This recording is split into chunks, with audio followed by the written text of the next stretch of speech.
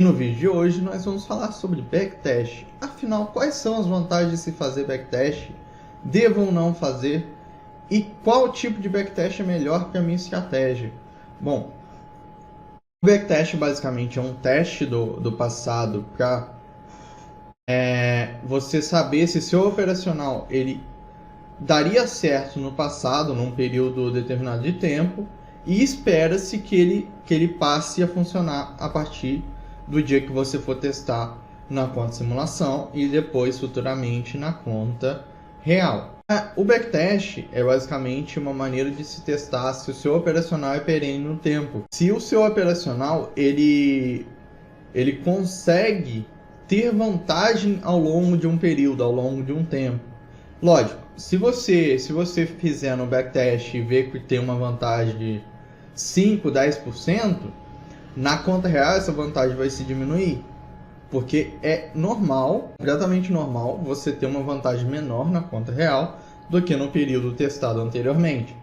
Porque na conta real nem todas as entradas você vai fazer, às vezes você toma slippage na entrada, dependendo do tipo de entrada que você fazer, se for só limite, pode ser que você fique na fila. Então tem esse tipo de coisa a se levar em conta que o backtest não vê, mas a conta real você vai sofrer esse tipo de coisa. A confiança na leitura, você construir confiança na sua leitura e na sua visão.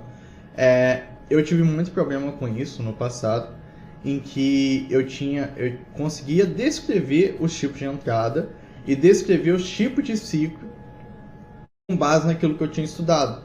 Mas eu tinha muita dificuldade de fazer execução porque eu não via aquilo acontecendo toda hora. Por exemplo, um pullback em tendência. Eu determinei que eu vou operar pullback em tendência, mas como o pullback em tendência quase nunca ocorria 2, 3 vezes no mês, quando via ocorrer, eu não conseguia aplicar porque eu não tinha visto aquilo acontecer várias vezes para ter a confiança na minha leitura e confiança de que aquilo desse certo, mesmo apesar dos estudos. Aí vai variar de pessoa para pessoa. Outra coisa, velocidade. A velocidade que eu falo aqui é questão de tempo de você testar um operacional comparado com fazer o tal do forward test. O que é o forward test? O forward test é você testar dia a dia, enquanto simulação ou em conta real, o seu operacional, e com base nos dados que você for planilhando dia após dia, você vai definir e determinar se aquilo é bom ou não.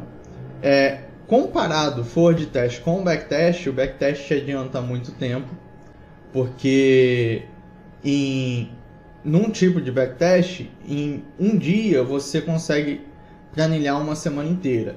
Em outro tipo de backtest, em 6, 7 horas de pregão, se você for operar todas as horas de pregão, que no caso é de 9 até as 18, são 9 horas de pregão. No caso, se você for operar essas 9 horas de pregão, você demandaria menos tempo do que ter as 9 horas dentro do dia. Você pode fazer dentro de 3 a 5 horas um dia inteiro, no caso do replay de mercado. E outra coisa é porque vai te dar uma direção do que fazer. Porque se você testa por um período curto e vê que aquilo não dá certo, você tem uma direção que aquilo não dá certo. Se aquilo começa a dar muito certo, você tem um norte para onde continuar a seguir ou para onde fazer as implementações para melhorar.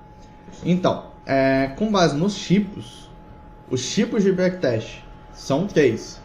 É o tipo de backtest com gráfico parado, o backtest de replay de mercado e o backtest automatizado, que no caso você usa um Expert Advisor para fazer esse backtest por você.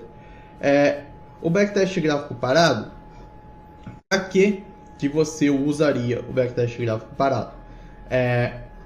Você vai usar, geralmente em 1 ou 2 horas, você faz a semana inteira de backtest num gráfico de 5 minutos. Para qual tipo de trade system que esse backtest gráfico parado funciona?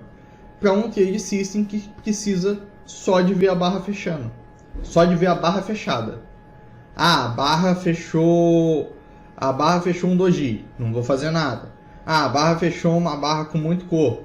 Ah, vou atuar comprando a mercado no início da próxima barra. Aí você pode fazer um backtest gráfico parado, porque seu operacional só precisa da barra fechada. Aí você pode fazer em gráfico parado. Do contrário, você vai precisar de fazer replay de mercado. E se o seu operacional for de gráfico parado, o ideal é você fazer uma alternância entre o gráfico parado e o replay de mercado para ganhar sensibilidade na movimentação do ativo. Porque às vezes você testou tudo, digamos que você testou 6 meses no gráfico parado, e você volta para ver esses 6 meses, você vai executar na conta simulação, depois de ter testado esses 6 meses e feito as interações que você precisa, as melhorias que você precisa, você testou tudo e começou a fazer enquanto simulação e depois enquanto real. Você vai sentir um pouco de dificuldade com ver a movimentação de ativo. Talvez a movimentação do ativo te deixe ansioso, porque você só viu as barras fechadas, você só viu como estava depois que ficou pronto. Ah, eu entro aqui, deu 3 barras, deu take. Ah, deu 5 barras, deu stop loss. Você só viu aquilo já pronto. Você não viu como se movimentou para chegar lá. Então pode ser que na conta simulação e na conta real você tenha um pouco de ansiedade de chegar nesses 3 candles depois que vai te dar o alvo, ou de acontecer alguma coisa no mercado. Não precisa necessariamente acontecer alguma coisa na próxima barra para você ter um bom trade. No caso seria a alternância entre o gráfico parado e o replay de mercado para ganhar sensibilidade. Aí como que eu faria se eu fosse pegar gráfico parado? Gráfico parado, 6 meses a 1 ano. O legal de pegar, porque você tem um histórico não tão longo e não tão curto para você ver se a estratégia dá certo ou não. O que eu pegaria inicialmente? Eu pegaria, vou abrir o MetaTrader aqui, eu pegaria da seguinte maneira, eu pegaria no MetaTrader, aqui tanto faz a plataforma, tá? Aqui tanto faz a plataforma. Eu pegaria no MetaTrader, eu abriria um gráfico do ativo que eu quero, apertaria Enter e digitaria uma data. Ah, eu quero testar o dia 10/10 de 2023. 10/10, né? 2023. Ele vai te levar pro dia. Aqui é o período que o S&P não tem liquidez, é o período do Globex que ele acabou de abrir. Aí você vai passar barra, você vai apertar F12, F12, F12, F12. Ah, deu entrada aqui. Aí você vai traçar uma FIBO, em que a FIBO tenha seu stop loss e seu take profit, um exemplo aqui, o stop loss de uma barra projetada e o seu take. Aí, com base nisso, você vai ver nas próximas barras, apertando F12, se atingiu o stop ou take aqui. Foi stop, beleza? Então você vai lá e joga na sua planilha os dados. Dado interessante de você jogar: máxima exposição negativa, máxima exposição positiva, tempo posicionado, além disso tem também volatilidade. Volatilidade é um quesito muito importante se você quiser trabalhar com risco em porcentagem, porque dependendo do tamanho do stop, você vai ter uma mão diferente. Para, no caso, se você for trabalhar com mão variável no mercado de Forex, no mercado de mini e micro lote, aí você pode variar a sua mão conforme o risco em porcentagem. Se você for operar no Brasil ou direto com a CME e tu for operar só podendo operar 1, 2 lotes, 3 lotes, e você for começar com um lote, aí não tem como fazer esse tipo de gerenciamento. com base em volatilidade. Dá para começar a fazer quando você já estiver operando 4, 5 lotes. Agora, quando estiver no começo é ideal operar com um lote. Então, no começo você não vai fazer. Agora, no meu caso, eu opero lá fora e eu opero com micro e mini lote. Eu fico variando entre micro e mini. E micro, mini e lote cheio. Depende do tipo de operação. Dependendo do tipo de operação, eu opero com lote cheio. Aí, lá fora, você consegue dividir o risco por porcentagem, porque você pode operar 0,01 de um ativo. Então, é legal anotar a volatilidade. Porque, por exemplo, se essa barra, se esse seu stop deu 100 pontos de mini índice, você vai estar com um lote. Se esse mesmo stop deu 200 pontos, você vai operar com meio lote. Só que, não posso operar com meio lote. Então, o que eu faço? Não faço trade. Eu posso arriscar, vamos colocar aqui, eu posso arriscar com 200 pontos, eu posso arriscar com um lote. Então quando vier para 100 pontos, você tem que estar com 2 lotes. Mas o ideal no início, esse é o tipo de risco que eu uso. Eu uso o risco em porcentagem financeiro fixo. Mas no início, o ideal é sempre ficar com um lote até construir consistência. E depois que construir consistência, você começar a fazer esse tipo de gestão.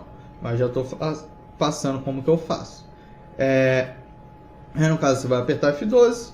Depois que deu stop ou deu alvo, você anota tudo. Main Map, você vai clicar com o botão do meio do mouse. Vai medir quanto que deu. Deu 118 pontos. Deu 1.18. É porque eu estou no S&P, eu confundi porque eu dei o exemplo de mini índice. 1.18. A opção de auto-rolagem ativa. Aí quando carregou de novo ele sumiu. Mas vou dar um exemplo. Digamos que eu entrei aqui e deu stop aqui. 1.96. Você vai anotar 1.96 de exposição negativa. Quanto que foi para frente? Não foi nada. Então você vai anotar 0 de exposição positiva.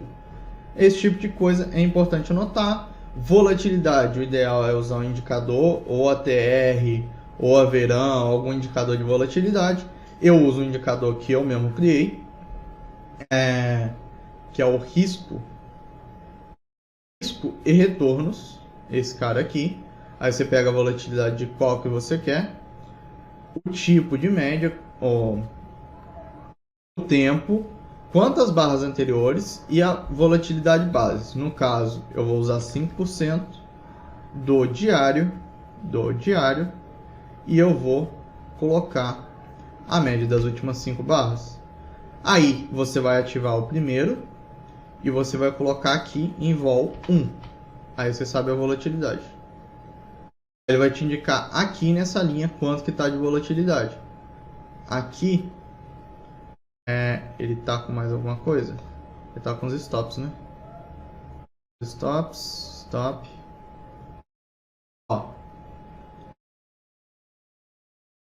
Momento sigma. É o momento sigma que eu peguei. É o momento sigma. É ele mesmo.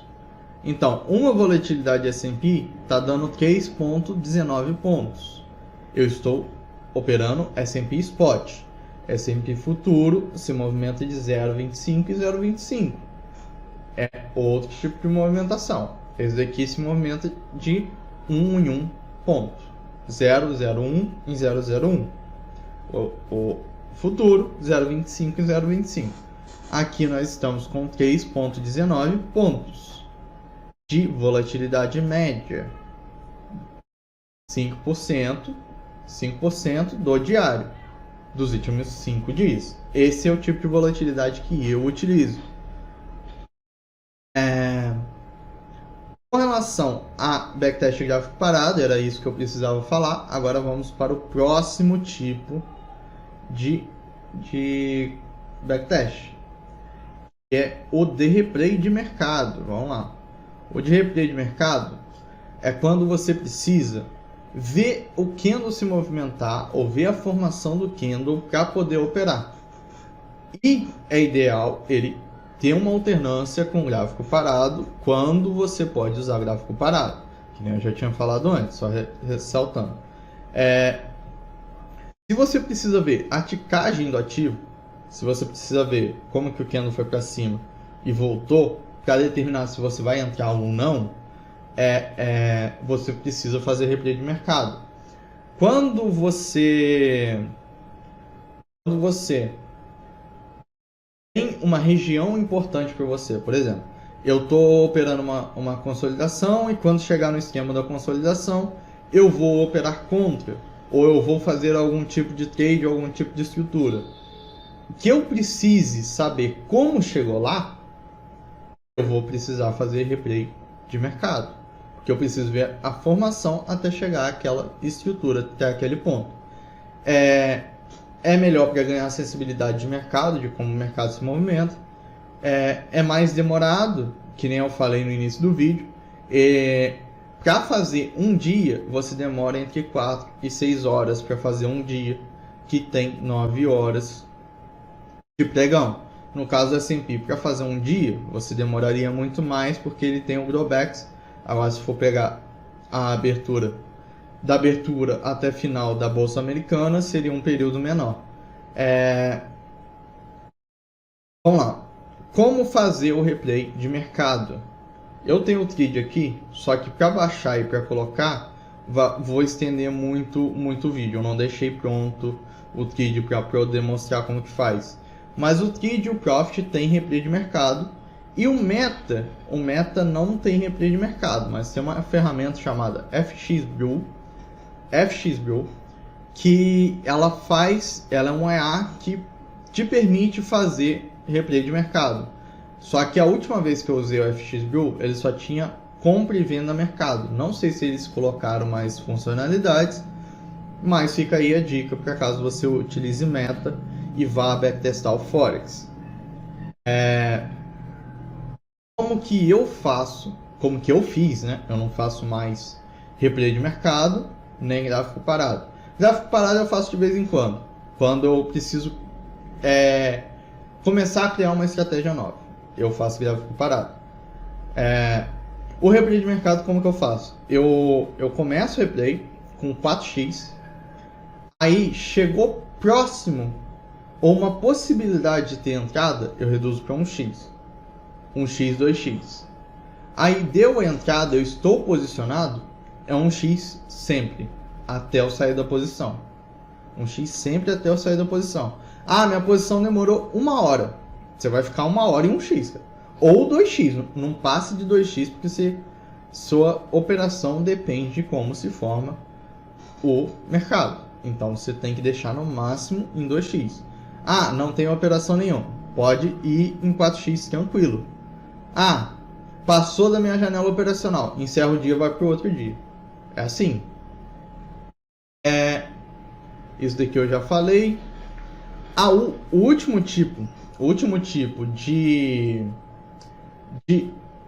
backtest é o automatizado, que no caso você usa um Expert Advisor para fazer todo o backtest para você. Esse é o que eu estou mais usando atualmente, porque eu sou programador e eu trabalho com Expert Advisor e eu uso ele para me adiantar um tempo em quesitos de replay e de melhorar uma estratégia. Ah, a estratégia ficou boa, mas e se eu colocar um break-even? Como que ela fica? Ah, a estratégia... E se eu aumentar um pouco o alvo? Como que ela fica? Esse tipo de iteração, o automatizado, ele te poupa um tempo absurdo. O automatizado poupa um tempo absurdo nisso. Então, o automatizado, ele é o mais rápido de todos? Não, ele não é o mais rápido de todos. Por quê? Porque você precisa de um profissional para programar aquele expert. Se você tem uma leitura discricionária, geralmente você não vai conseguir passar 100% daquilo que você vê e lê para o Expert Advisor.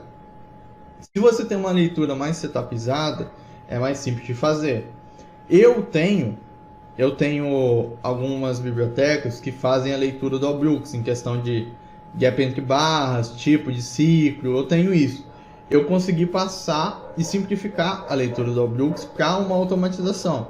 Mas não quer dizer que todo programador vai conseguir fazer. E não quer dizer que vai ser o mais rápido do mundo.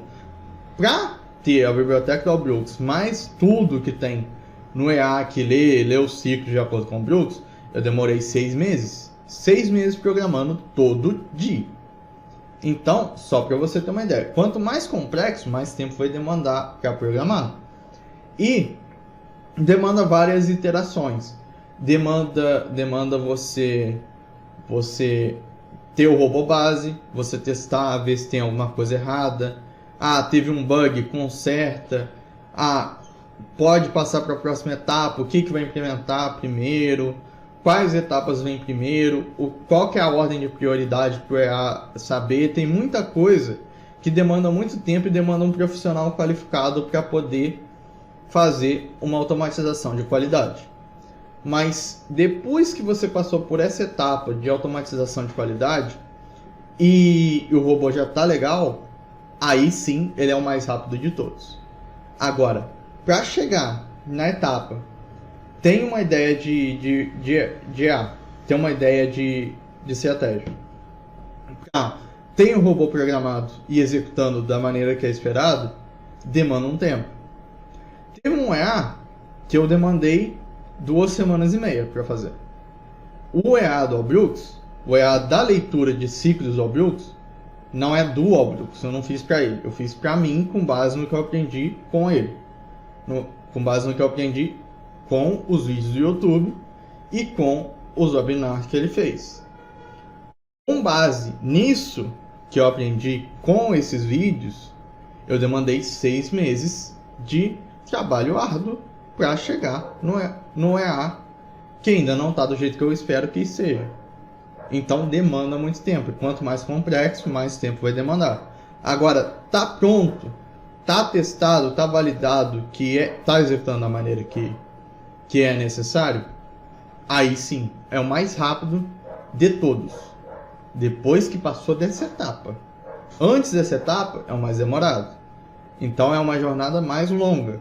Mas depois que você chega, você tem uma possibilidade de muitas iterações com uma maneira mais rápida. Por exemplo, eu faço uma compra no mercado e quero testar um alvo mais longo. Se você quer testar um alvo mais longo, se você não anotou essa possibilidade de alvo mais longo, você tem que testar tudo do zero. No EA está pronto, aumenta o alvo. Aumentou o alvo, acabou. Ele já testa isso dentro do testador de estratégia do Meta. Dentro do testador de estratégia do Meta, se o programador expor isso como entrada do usuário, você pode validar. Eu geralmente exponho isso como entrada do usuário. Então é uma coisa que a gente valida conforme o tempo. O teste de variantes é mais fácil de fazer. Se você quer colocar break-even, depois que o EA está pronto, programar o break-even, é mais fácil de testar tudo de novo. Já você tem 1 ano testado. Break-even talvez nisso, quando der isso daqui, talvez break-even seja bom. Você vai ter que descartar tudo que você fez e começar a testar break-even. Então, quando está programado bem feito, é o mais rápido de testar interações. Iterações é o mais rápido de testar. De testar melhorias também é o mais rápido de testar. E é mais fácil de adicionar tipo de gerenciamento, que nem vou usar break-even, vou fazer parcial, vou fazer escalada a favor, escalada contra, que tipo de escalada que eu vou fazer, como que eu vou escalar, como que eu vou fazer o scale out, se eu vou realizar a posição inicial num ponto e a escalada no outro ponto. Esse tipo de coisa é mais fácil de testar. Agora, quando você testou na mão e tem que voltar para retestar isso daí, isso demanda a mesma quantidade de tempo que você teve para testar aquilo tudo. Então, é mais demorado. As outras são mais demoradas quando você precisa retestar e fazer melhorias. Quando você já tem a base automatizada para fazer melhorias, é mais simples. Aí que tá. Essa é a diferença principal. Agora vamos lá para o meu querido MetaTrader. Vou jogar a tela aqui de novo, meu querido MetaTrader. No teste Climax. Para vir no MetaTrader, você vai vir aqui, exibir, testador de estratégia. Vai abrir essa aba aqui. Você vai vir em geral, otimização completa. Aí você vem aqui, meu EAD Climax, índice 15, que você, no caso aqui vai aparecer os ativos. Você vai selecionar o ativo que você quer. Selecionou o ativo, seleciona o tempo gráfico, o período de ser testado. Para frente eu não costumo usar. Aí que tá, data, período a ser testado. Com EA, você pode testar muito mais tempo do que testar com gráfico parado ou com replay. Porque geralmente no TRID e na Nelogica não tem o histórico de 3, 4 anos para você baixar de replay e fazer. No gráfico parado você até consegue fazer alguns trâmites para testar 2 anos. Mais que isso já começa a ser muito difícil. Já no EA, você consegue testar mais do que 2 anos aqui, ó. Você consegue testar quantos anos você quiser para trás, mas com uma ressalva. Dependendo do que você for testar, se você for testar cada tick, se o seu robô precisa ler cada tick do mercado, mais do que 4 meses, 3, 4 meses, você vai ter muita dificuldade de validar se aquilo é verdadeiro ou não. Porque o dado de tick, quando passa muito tempo, ele costuma diminuir a confiabilidade daquele dado de tick, que demanda muito peso no servidor para armazenar isso. O que eu geralmente faço é OHLC de 1 minuto. O que eu geralmente testo. Meus EAs não precisam ler tick a tick. O OHLC de 1 minuto, o que acontece? Você consegue testar mais tempo para trás, mas com uma ressalva. Se você começa a testar mais do que 3 anos, começa a ter redução de confiabilidade naquele dado e naquela amostra também. Então, dependendo da corretora, você só vai conseguir testar 3 anos. Eu estou testando de 2021 a 2023. Eu estou testando 2 anos. É o que eu testei e fiz a validação dos meus EAs todos. Então, eu fiz em 2 anos. Aí, no caso aqui, você vai colocar depósito, alavancagem da sua corretora. Tem corretora que é 1 para 200, tem corretora que é 1 para 100, para Forex é 1 para 500, vai variar com a corretora, tá? Aí você vai vir para parâmetro de entrada. Aqui você pode validar tudo que o seu programador, se você for programador, ou se você contratou alguém para programar para você, ou eu para programar para você, porque eu também programo para fora, você vai ter as exposições de variáveis. Tudo que está aqui são variáveis. E isso daí você pode alterar para alterar como que o robô vai agir. E esse tipo de alteração, se for exposta para você, você pode validar as alternativas daquilo. Então, por exemplo, aqui, ó, tempo gráfico para ler a volatilidade. Se você marcar essa caixinha aqui, ele vai testar do início ao fim desse tempo gráfico. Então, aqui é uma lista. Eu quero que teste do 1 minuto até o 2 minutos. Quero que teste. Ou vai ser 1 minuto ou vai ser 2. Aí ele vem aqui no passo e te diz, vão ser 2 passos. Eu quero testar também o ajuste de volatilidade. Marquei aqui do lado o ajuste de volatilidade. Eu quero testar, você marcou, você não pode alterar aqui. Se você marcar, se você alterar aqui e marcar, ele não vai ver o valor que está aqui no valor. Ele vai ver o início e o fim. Então, eu quero testar uma volatilidade de 70% a uma volatilidade de 220%. Aí vem o passo. Cada tipo de variável que você pode selecionar tem um passo. E o que seria esse passo? Seria de quanto em quanto vai ter o incremento até chegar naquele valor final. Quanto em quanto vai ser o incremento? Então vamos lá, eu quero um incremento de 50. Ó, 25, olha os passos, 7. 50, o passo, 4. São 4 passos. Então, conforme você for testando as coisas, vai dar mais combinação. Então aqui, quando você for para todas as variáveis, vai aparecer aqui no final, nessa última linha, quantos passos deram? Aqui deu 8, beleza? Então são 8 combinações possíveis. 8 combinações possíveis. Quando der, quando você for fazer, geralmente tem 2 testes que você faz, é o genético e o completo. Eu estou fazendo teste completo. Quando você tem pouca combinação, você faz o completo. Quando você tem muita combinação, você faz o genético. Só que se você for fazer com muita combinação genético, você geralmente tem que fazer 2 a 3 vezes o genético e pegar as melhores do genético e fazer uma combinação e mesclagem entre elas. Porque o genético ele não pega todos, ele pega até 10.460. E se tem, por exemplo, 100.000 combinações, 3 vezes de 10.000 e pouco, não vai pegar essa 100 inteira, vai pegar partes dela.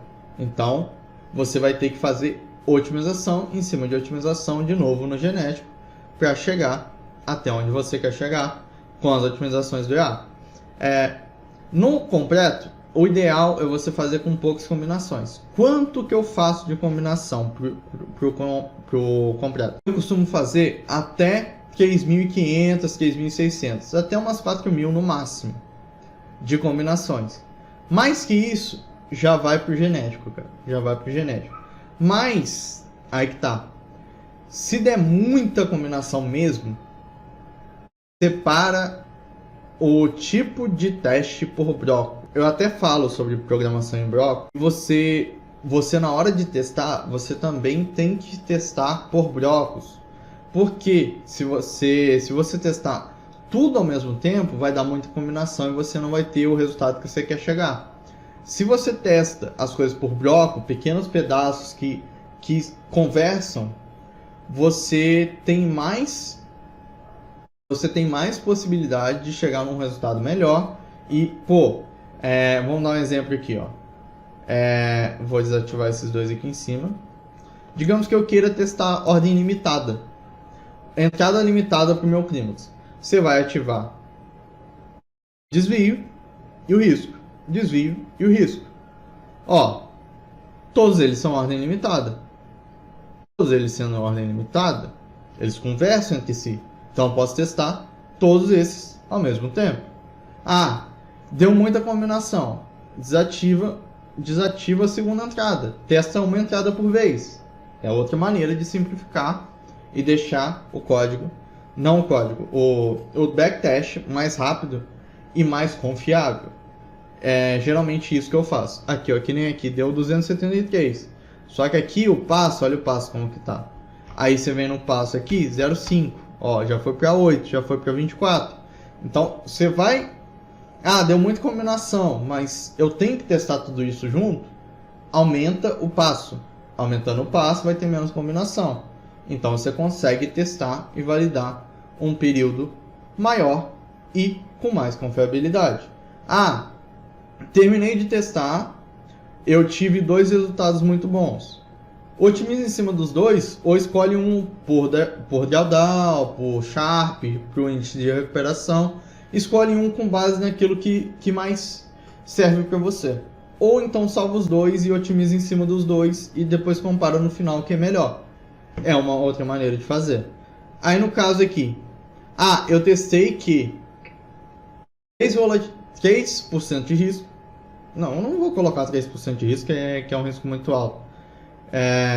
Vou colocar no desvio.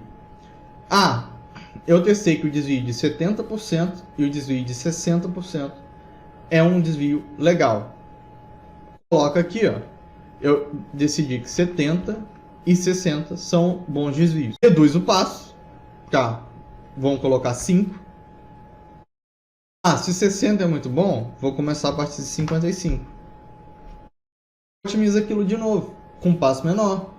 Pô, começou com um passo maior, reduz o passo menor, você chega no que você precisa. É uma maneira de otimizar e é assim que eu estou fazendo com tudo que eu preciso otimizar a partir de agora. A não ser que seja uma ideia em início e que eu preciso programar. Se eu já programei grande parte da estratégia, eu testo automatizado. Se eu preciso criar a estratégia ou já tenho uma ideia de estratégia, eu testo parte no gráfico parado ou no replay e depois começo a automatizar com base naquilo que eu tive. Aí aqui, vamos lá.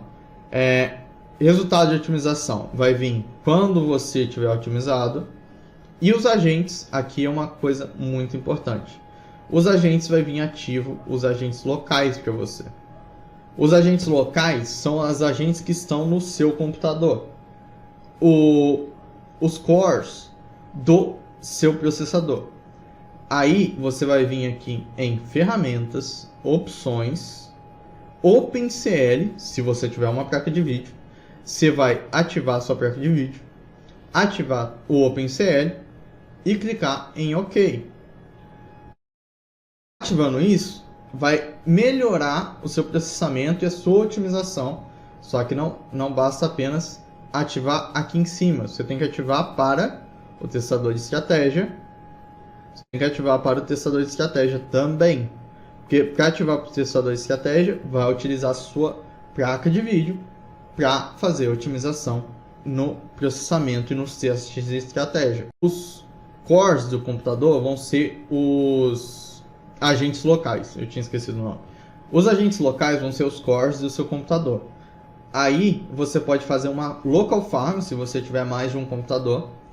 E essa local farm você vai utilizar. Você vai conectar nessa local farm. Caso adicionar, vai analisar a rede com o IP que você tem e vai colocar a senha que você colocou lá no seu computador e vai avançar, aí vai detectar a rede e depois se adiciona. Esse é o local network, o local farm. No caso, você pode usar um notebook, um outro computador que tem na sua casa para otimizar esse processamento. Mas o que eu estou utilizando atualmente é o MQL Cloud. O que o MQL Cloud é? É basicamente você alugar processamento de outras máquinas dentro da rede do MQL5 para otimizar tempo e processamento. No caso, para fazer com o Cloud Computing, você vai desativar os agentes locais, você vai ativar o MQL5 Cloud e vai vir com tudo selecionado. O que eu faço? Eu geralmente tiro a seleção de tudo e escolho um servidor que seja do meu agrado. No caso, eu estou usando o SA, mas digamos que o SA não esteja disponível. Você vai lá e ativa outro servidor. Você vem aqui, ó, botão direito. Acho que é direito. Porque o meu eu tive que inverter o botão, eu sempre me confundo na hora de falar. Você clica com o botão direito do mouse para vir as propriedades, você vai vir habilitar. Mas uma coisa que eu faço, não deixa mais de um cloud habilitado ao mesmo tempo, porque daí vai dividir o serviço entre vários clouds. E isso não é muito legal, porque você vai pagar pelo tempo de espera de um cluster, de um core, esperando pelo dado de outro core que está em outro serviço em nuvem. Daí você vai pagar por esse tempo de espera. A mesma coisa acontece se você ativar o serviço em nuvem aqui, se habilitar, e você deixar seu agente local habilitado. O que vai acontecer? A nuvem vai estar esperando o processamento da sua máquina para algumas coisas. Terminou uma nova amostra, precisa ir para a próxima amostra. A nuvem vai esperar seu processador terminar aquela amostra. Isso não é legal, porque você paga pelo tempo de espera também, porque o agente da nuvem, ele está dedicado a você. E o que ele está fazendo agora? Esperando o seu processador local. Eu não gosto. Então, o que eu faço? Eu desligo o agente local, desligo o agente de farm, deixo apenas a nuvem. E deixo apenas uma nuvem. Então, eu faço isso daqui. Aí, digamos que eu quero otimizar aqui. Eu quero otimizar esses dois aqui. O risco, eu quero um risco de 0,10. Só por exemplo, eu nem lembro se essa configuração aqui é boa, tá? Nem lembro como que está configurado isso daqui. Eu tenho um arquivo aqui, mas não vou carregar ele agora não. Desvio. Vou testar só o desvio para ser rápido. Vou testar o desvio com agente nuvem. Depois que você testar aqui, você vai vir aqui em iniciar. Ele vai iniciar o teste daquele EA com os agentes que você vai utilizar, seja agente local do computador, seja contratando agente nuvem, ou seja fazendo uma farm dentro do computador. Aí aqui o que acontece? Se iniciou, ele vai passar as informações. Aqui é pouca combinação, então não deu tempo de explicar tudo certinho. Você iniciou, o agente nuvem vai separar as tarefas, vai alocar a quantidade de agentes que ele precisa para fazer aquelas tarefas, vai demandar um tempinho para jogar a informação para a gente. Depois de jogar a informação para a gente, o tempo de processamento de todas as tarefas é muito rápido. Muito rápido. Aqui, ó, resultados. Eu comecei com uma conta de $2.500. Os resultados de otimização me levaram $407 de lucro. Numa otimização simples, completamente sem uma base, com default, com padrão do meu EA, já deu lucro de $407. No caso, fazendo uma escalada limite de 70% de desvio. Aí aqui vem resultado, total de trades, 169. Aí no caso são 169 trades em 2 anos, é muito pouco trade. Só que esse EA de Climax está junto com outro EA mais avançado que eu utilizo. Então, no caso, esses trades, eles adicionam para um gerenciamento de um outro EA e para entradas para outro EA. Então, junto com outras coisas colocando em blocos, faz sentido o Climax. Agora, se for o Climax sozinho, você precisa de uma configuração que dê mais entradas, porque 169 entradas em 2 anos é pouco. Que no caso está na configuração que eu deixei por padrão, que não é uma configuração boa. Aqui eu tive que deixar algum número para fazer o programa rodar. A otimização que eu tenho aqui é uma otimização melhor, mas dá 1.000 e poucos trades, pelo que eu me lembro. Então, fator de lucro. O fator de lucro é ideal acima de 1 está dando lucro. O que é o fator de lucro? Lucro bruto menos prejuízo bruto, a proporção. Risco, retorno esperado. Isso daqui eu não lembro o que é, então não vou falar.